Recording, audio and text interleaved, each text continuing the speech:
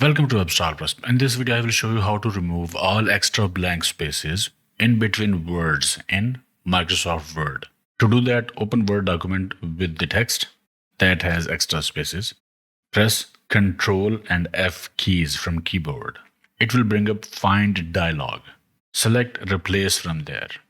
And in search, type parentheses with space in between, and then curly braces, and inside that to with comma.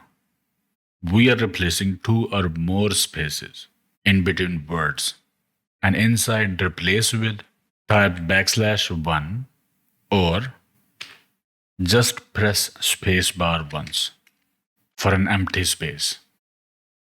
And after that, select a regular expression checkbox and hit replace all. That will replace all extra spaces in between words in Microsoft Word.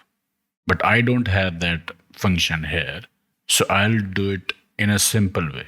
To do that, I'll just press spacebar twice to add two blank spaces. So I'm replacing two blank spaces with one. So after that, click replace all. There are still more blank spaces. Again, do the same process. Two blank spaces and replace it with one. Replace all. And that's it.